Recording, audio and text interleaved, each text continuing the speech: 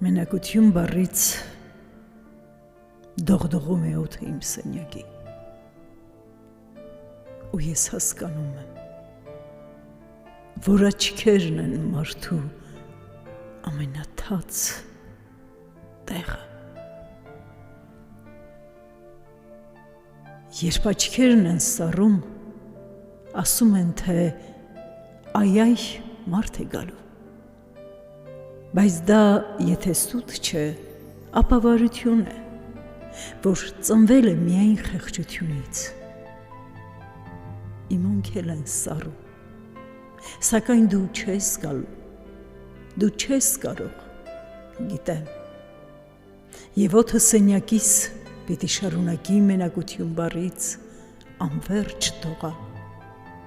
հարուցելով իմ մեջ այն միտքը հին,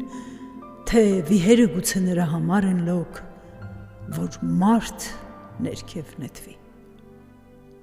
Իսկ թե վիհերն իրոք նրա համար են լոկ,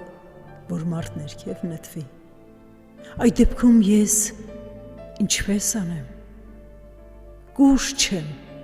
կուշկոտրուկ եմ, չեմ կոտրվում, միայն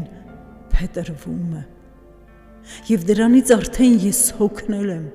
ինչպես թուղթն է հոգնել իմ ջանքերից,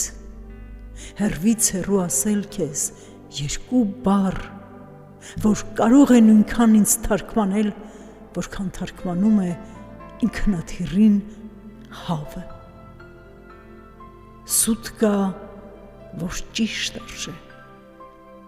ու ես հավատում եմ մեր հնարած ստին, թե չեն կորցնի իրար։ Վախ կա, որ մահ արժե, ու ես վախենում եմ, թե կհաղթի կյանքը և կմնամ ցավի խեղճ պատմաբան միայն։ Ու վերջապես քայլ կա, որ հենց թռիչք արժե, և ինձ դուրս եմ քաշում իմ մտքերի միջից, ինչպես առողջ ճակռան բերանից են քաշում։ Բայց հոգնել եմ արդեն, և հոգնել եմ այնքան, որ չեմ զգում ոչինչ, ցավ չեմ զգում անգամ, այ թե հնար լիներ չզգալ նաև, որ աչքերն են մարդու ամենաթաց